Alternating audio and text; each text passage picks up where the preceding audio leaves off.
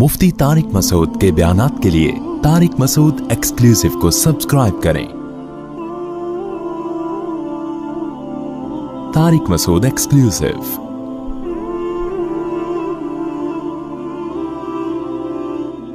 वहरामुन अला क़रियतिन अहलकनाहा, और अल्लाह फरमाते हैं ये जो हमने पिछली बस्तियां हलाक कर दी है ना, यानी अब इसमें धमकी है कि वो बस्तियां दोबारा नहीं लौटती हैं।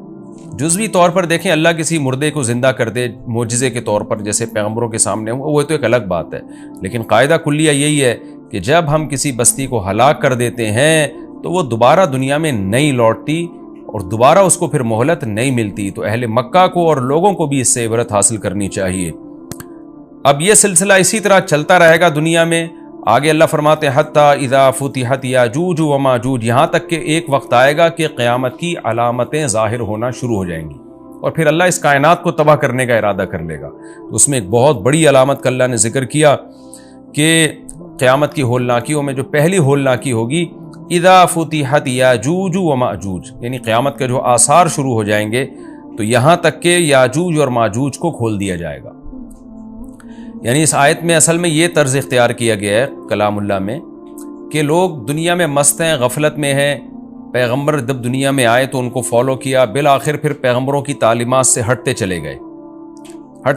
तो अल्लाह कहते हैं जैसे मैंने पहले बस्तियों को हलाक किया है ना, तो मैं इस ज़मीन को भी तबाह बर्बाद करूँगा, पूरी ज़मीन को हलाक कर दूंगा मैं। लेकिन उस हलाकत के आसार शुरू कहाँ से होंगे? उसके आसार में एक बहुत बड़ी निशानी होगी याजूज और माजूज का निकलना। वहुम मिन कुल्ली हदबी यंसिलून, और वो हर टीले से, हर ऊंची आड़ से निकलने की कोशिश कर रहे होंगे। यानी आड़ का जिक्र इसलिए किया कि अक्सर रुकावट आड़ ही बनती है, वरना मैदानों में तो खुले चले जाते हैं। तो मैदानों में तो वो खुले चले आएंगे, लेकिन जहां भी आड़ होगी तो वहां से भी तुम्हें लगेगा कि एक बड़ी तादाद में एक हुजूम है याजूज और माजूज का, जो इंसानों को तबाह बर्बाद करने के लिए जाहिर हो रहे हैं। इस पर याजूज माजूज की जो तफसीली बहस है वो सूरह कहफ में मैं बयान कर चुका हूँ, जिसका खुलासा यही है कि याजूज माजूज एक कौम है, इंसान है। हज़रत ज़ुल्क़रनैन ने एक आहनी दीवार बना के उनको पहाड़ों के पीछे धकेल दिया है। उनकी सही लोकेशन का अल्लाह के अलावा किसी को इल्म नहीं है और वो क़ुर्ब क़यामत में ज़ाहिर होंगे, ज़मीन में बहुत ज़्यादा फसाद मचाएंगे।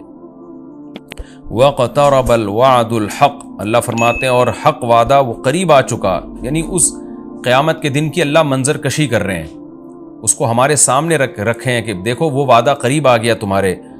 फ़ैदा, क्योंकि याजूज माजूज जब ज़ाहिर होंगे तो उसके तो बहुत करीबी, बहुत ही कुछ वक्त के बाद ही क़यामत कायम हो जाएगी। फ़ैदा ही शाख़िसतुन अबसारुल्लज़ीन कफ़रू, तो अचानक काफिरों की निगाहें फटी की फटी रह जाएंगी, हैरान हो जाएंगे क़यामत की होलनाकी को देखकर और कहेंगे या वैलना क़द कुन्ना फ़ी गफ़लतिन मिन हाज़ा, हाय हमारी बदबख्ती, हम तो इससे गफलत में पड़े हुए थे, हमने तो इस तरफ कभी सोचा ही नहीं।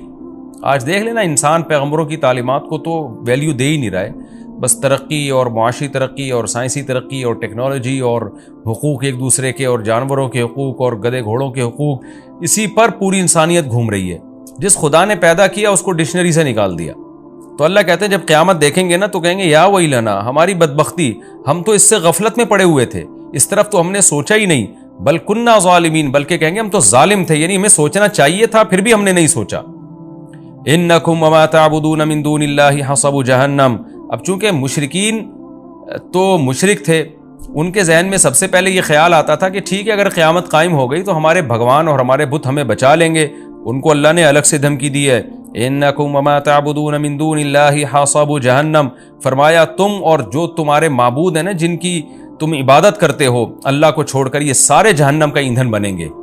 हदीस में ये मजमून है कि ये जो पत्थर के बने हुए बुत है ना, अगरचे इनमें हिस्स नहीं होती, लेकिन अल्लाह इनको भी मुशरिकीन के साथ आग में डाल देगा, मुशरिकीन का गम बढ़ाने के लिए कि जिन माबूदों को तुम समझते थे कि सिफारिश करेंगे, आज ये भी तुम्हारे साथ जल रहे हैं इस आग में। अल्लाह फरमाते हैं तुम लहा वारिदून, तुम सब उसमें जाओगे, यानी इन बुतों की इबादत करने वाले भी और जो बुत हैं वो भी।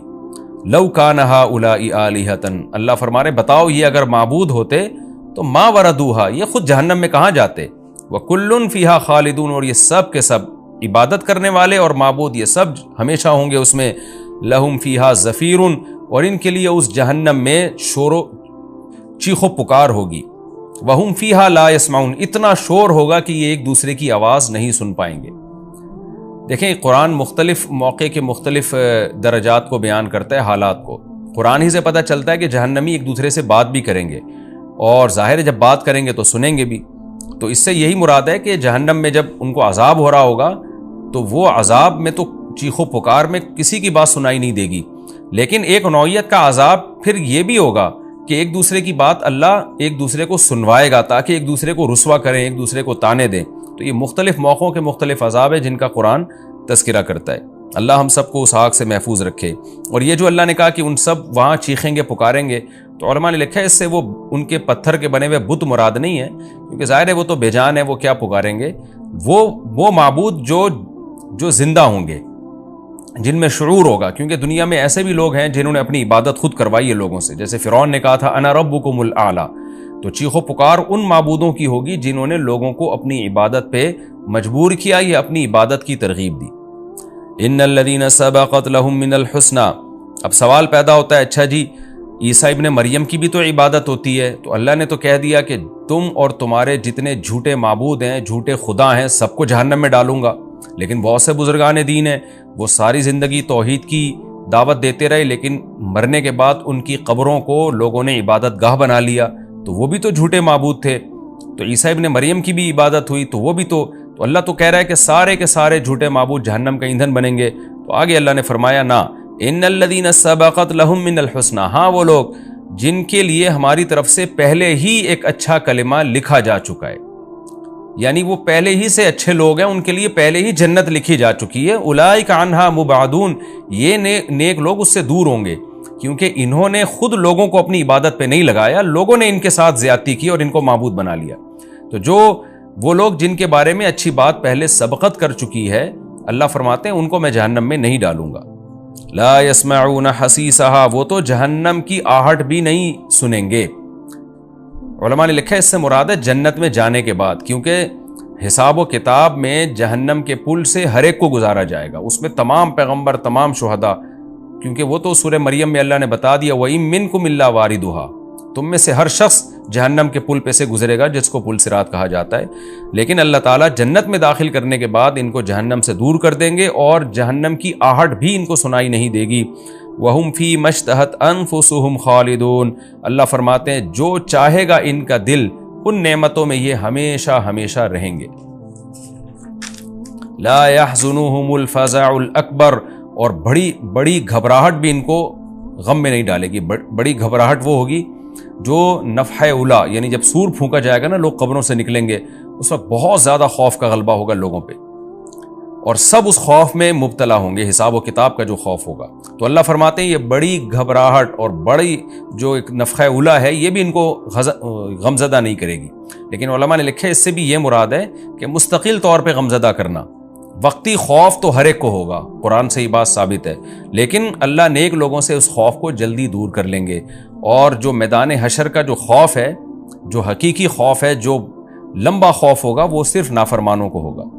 لیکن قرآن و سنت سے یہ بات ثابت ہے کہ ابتدائی مرحلے میں سارے خوف زدہ ہوں گے۔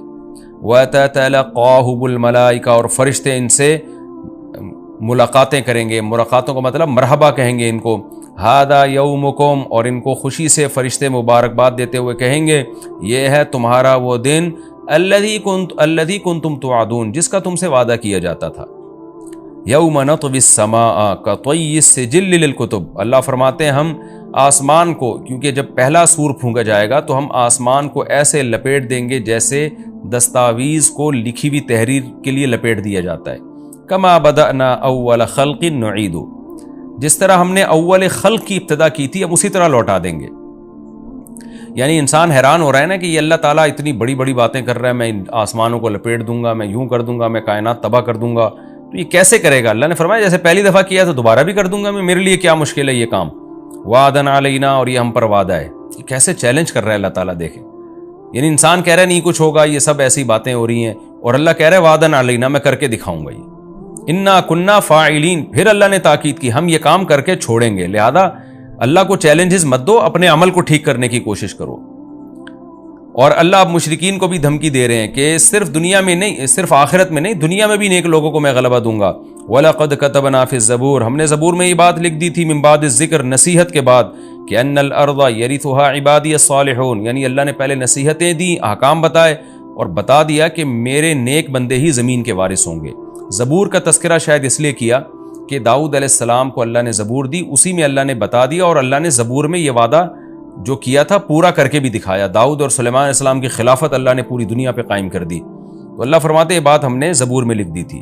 اور یہ حدیث سے بھی مضمون ثابت ہے کہ جیسے مسلمانوں کا نشأت اولا ہوا، اللہ نے اسلامی خلافت کو دنیا میں قائم کیا، تو حضرت عیسیٰ ابن مریم کے دور میں اللہ دوبارہ کفر پہ اسلام کو غلبہ عطا فرمائے گا، اور یہ زمین کے وارث پھر اہل اسلام ہی بنیں گے۔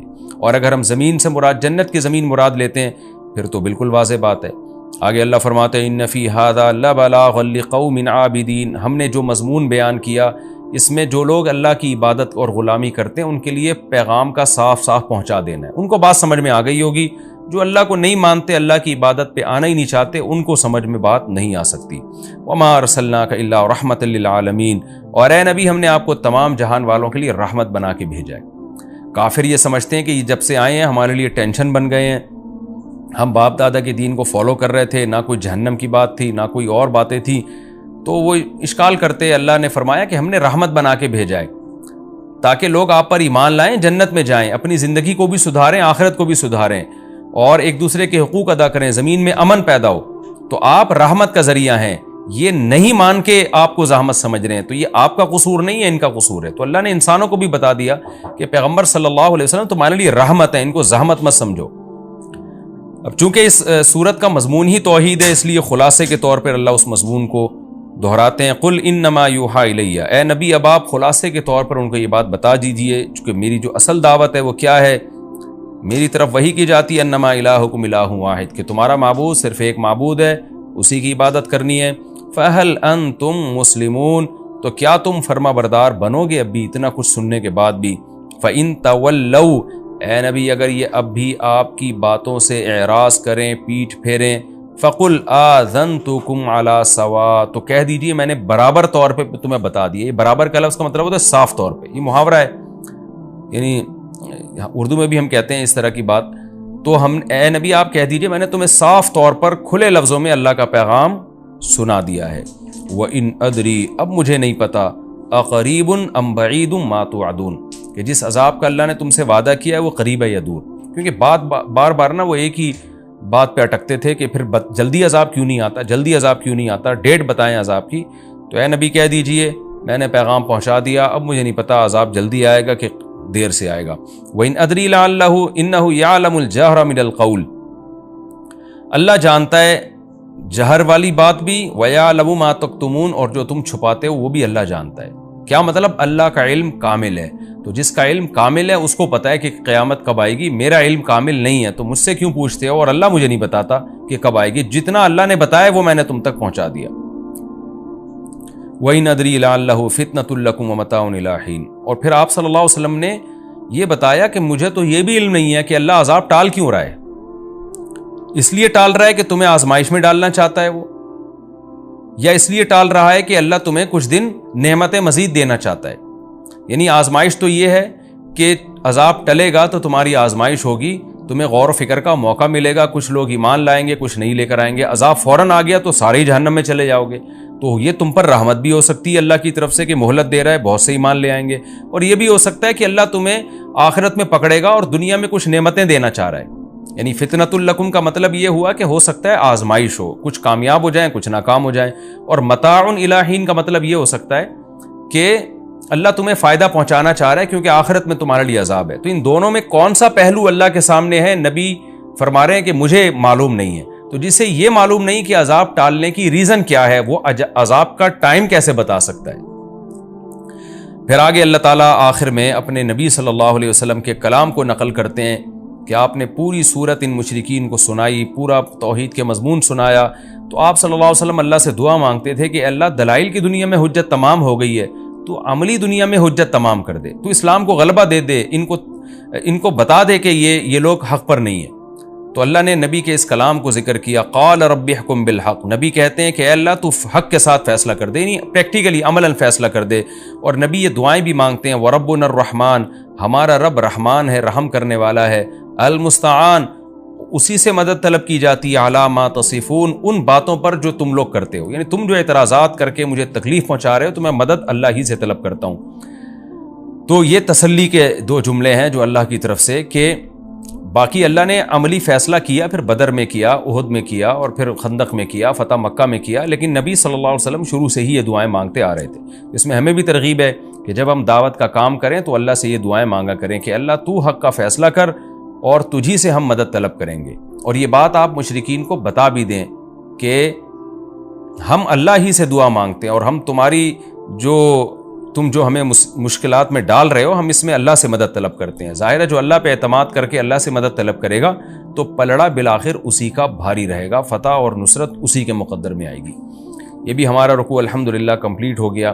اس رکوع میں بھی اللہ نے بہت اہم مضامین کو بیان کیا۔ ایک تو یہ کہ نیک اعمال پہ ایمان کے ساتھ نیک اعمال قابل قبول ہیں، بستیوں کو اللہ ہلاک کر دیتے ہیں، دوبارہ زندہ نہیں کرتے اللہ ان بستیوں کو، اور نام و نشان مٹ جاتا ہے ان بستیوں کا۔ اور قیامت کی ہولناکیوں کا اللہ نے تذکرہ کیا کہ پہلی علامت یاجوج ماجوج کا ظاہر ہونا ہوگا، وہ خود سائنس کے لیے ایک چیلنج ہوگی، بہت بڑا چیلنج ہوگی۔ اور پھر آہستہ آہستہ قیامت کی علامتیں آئیں گی تو اہل کفر کی آنکھیں حیرت سے پھٹی کی پھٹی رہ جائیں گی، اور وہ کہیں گے ہمیں تو اس کی توقع ہی نہیں تھی۔ پھر اللہ ان مشرکین اور ان کے معبودوں کو اٹھا کے ان کے ساتھ جہنم کا ایندھن بنائے گا، اور ان معبودوں کو بچا لے گا جن کو ان کی مرضی کے بغیر معبود بنایا گیا، یعنی عیسیٰ ابن مریم اور جو بزرگان دین قبروں میں لوگ ان کی قبروں کی عبادت شروع کر دیتے ہیں، ان کے بارے میں اللہ نے فرمایا کہ وہ جہنم کی آہٹ بھی نہ سنیں گے۔ اور پھر اللہ تعالیٰ نے بتایا کہ ہم نے زبور میں یہ بات لکھی ہوئی ہے کہ نیک لوگ ہی میری زمین کے وارث بنیں گے، لہذا کفر اس خوش فہمی میں نہ رہے کہ ہم اسلام پہ غالب آ جائیں گے، بالآخر اللہ اہل اسلام کو غلبہ دے گا۔ اور اس میں ایک اہم ترین آیت یہ بھی ہے کہ اللہ نے پیغمبر صلی اللہ علیہ وسلم کو رحمت للعالمین بنایا ہے۔ کاش یہ بات آج کافر کی سمجھ میں آ جائے کہ اسلام آپ کے لیے رحمت ہے، عذاب نہیں ہے۔ لوگ اکثر یوٹیوب پہ میں نے دیکھا کمنٹس کر رہے ہوتے ہیں غیر مسلم کہ ہم اسلام سے بچے ہوئے ہیں، عیش کی زندگی میں ہیں۔ بھائی آپ اسلام میں آؤ گے تو آپ کو خوشیوں والی زندگی ملے گی، کیونکہ اللہ نے محمد صلی اللہ علیہ وسلم کو جہان والوں کے لیے عذاب نہیں بنایا بلکہ جہان والوں کے لیے رحمت بنایا ہے۔ اور آخر میں برات ہے کہ پھر بھی نہیں مانتے تو اے نبی آپ ان سے کہہ دیجئے کہ میں نے پیغام بھی پہنچا دیا ہے اور میں دعا بھی اللہ سے مانگتا ہوں، اور میں یہ تو بتا سکتا ہوں عذاب آئے گا، عذاب کا ٹائم میں نہیں بتا سکتا۔